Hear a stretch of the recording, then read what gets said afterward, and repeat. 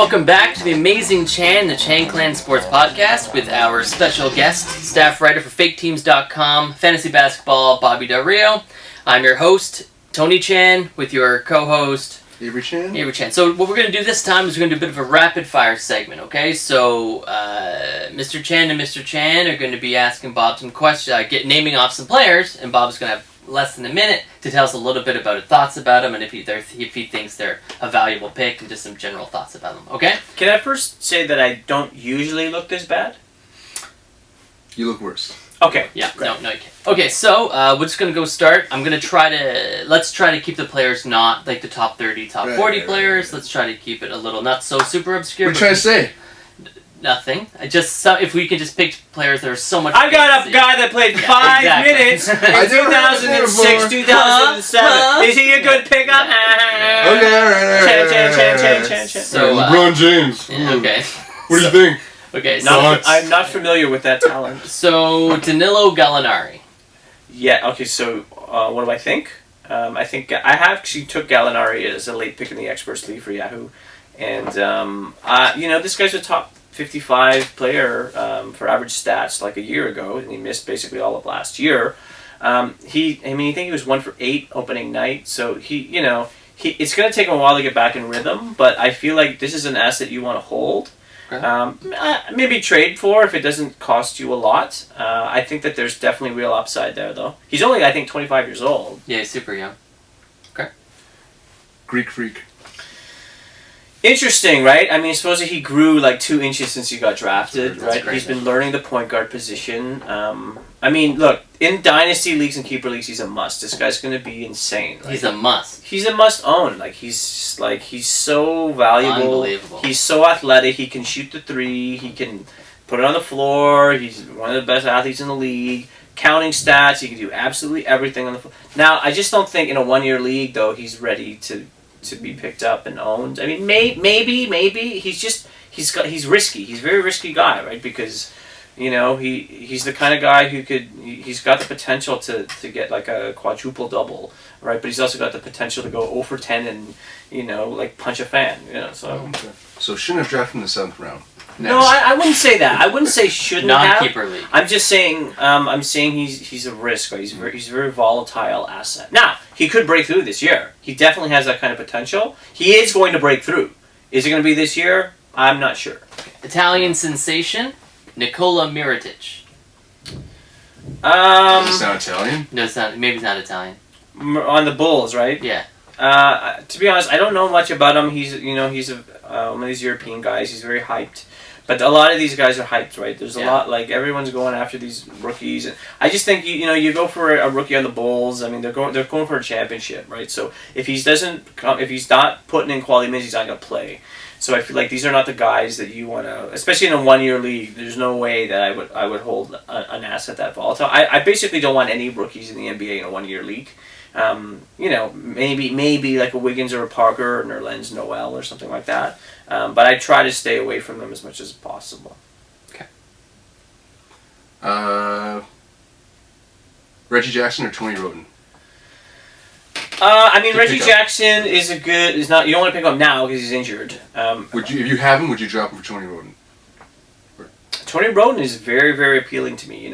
Tony Roden was great opening night. He was great last year in the Sixers. He's going to play a ton until Michael Carter-Williams comes back. And even when he does come back, I still think he's still going to play. I think Sixers are an interesting speculative play because they're basically all unproven guys, right? And so somebody's got to score. Like, somebody's going to get the usage. I don't know who it's going to be. Roten right now, you want to pick him up. Reggie Jackson, I don't know if I'd want to give up somebody who is in a great position to put up fantasy numbers on OKC. Whereas OKC's in another situation, right? You lose KD, you lose Westbrook for 2 months, and that's like the most conservative estimate. Like, those things can linger. Unbelievable. Who knows? Reggie Jackson could be a real stud. It's tough. I would put those guys very even. Okay, that's good. Drew Holiday. I really like Drew Holiday. I named him a sleeper on my sleepers list. I mean, this guy's still super young, 25 or so. I think he's got all-star potential.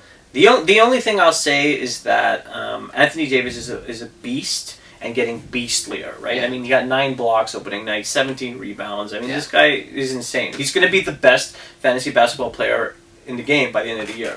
Okay. For sure. Interesting. But I'm not for sure. Like I don't even think it's gonna be close.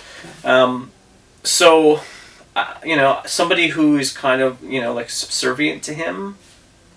I don't know. Is he gonna be a Westbrook to, his Durant kind of thing, or is it gonna be a Kobe situation, right, where Anthony Davis is the Kobe and everybody else kind of goes around him? I'm not sure. I think Holiday is a solid pick. There is some risk there, but he's definitely somebody I would target with a mid-round pick. Okay. This is actually a Tony question. In a keeper league, Anthony Davis or LeBron James?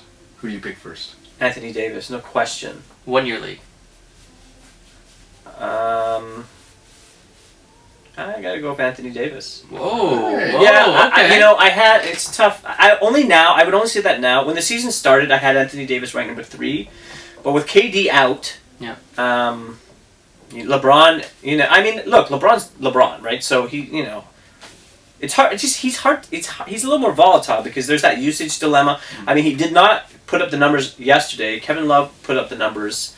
Now you gotta assume LeBron's gonna be there by the end of the year. Yeah. But I mean, Anthony Davis is like the clear number 1 beast on that team, and I think I'd take Anthony Davis number 1. Yeah. All right. Okay. Little Canadian content. Tristan Thompson or Anthony Bennett? I think both of them are not usable in standard 12-team 1-year leagues. None of them. Well, either of them. No, I don't think Anthony Davis. I don't think Anthony Bennett or Tristan Thompson are going to do much this year. I think they're good holds in dynasty leagues. Maybe in a standard 12-team league you want to take them in a late round or something. But I don't expect much from either of those guys. If you're starting your own pickup basketball team, and they're the last 2 guys. Is that a real question? Yeah. Hey, there you go. Rapid fire. Go. Anthony Bennett or Tristan Thompson for your team? To play? Yeah. Tristan Thompson. He seems angrier. Okay. John Henson. What about him? Would you... On my pickup team or fantasy? Fantasy. Okay, so I took Henson in the Yahoo Friends and Family League. I think I took him the 11th round or something. I'm really high on Henson. His advanced stats are high. I think he was something number 7 in the NBA in block percentage. The only problem with him is that Larry Sanders has the starting job there now. Yeah. Larry Sanders was number 1, I believe, in the NBA in block percentage a couple years ago. So, Larry Sanders could lead the NBA in blocks this year. And they play the same position, and it looks like right now Henson is backing him up. Now, Larry Sanders is volatile, both from a stat perspective and an emotional perspective. Yeah. He's had some personal issues as well. He also doesn't know how to fight at all. Did you see that video? No, It was bad. But he also has, bad. he has, there's issues, injury issues, and I think someone like Henson you definitely want to pick him up with a late pick. Yeah. I don't know if he's going to put up numbers for a bit, but I don't know if I trust Larry Sanders moving forward. I didn't name him as a sleeper, but he's volatile. He's risky, and I would definitely put Henson as a handcuff there, and Henson has the potential to have a breakout year. Avery, last question. Nick Stauskas. Valuable. Will he hit 3s? He'll hit 3s and do nothing else. Yeah. Stauskas is not ownable in a standard 1-year league, in my opinion. I think he's intriguing in a dynasty league. I do have him in 1 dynasty league. Even then, I'm not sure, if he has that. Maybe he has a JJ Redick potential. But he's definitely not a sure thing. I like Stauskas, but in a 1-year league, no, I wouldn't touch him at all. Yeah. Okay, so wrap up just one quick, because I really wanted to ask you this one thing. Top 30 by the end of the year, Derrick Rose. No, I think he'll get injured again. Son of a bitch. Anyway, thank you for watching the Amazing Chan and the Chan Clan podcast. Thank you to our guest, Bobby Del Rio, and we'll see you soon.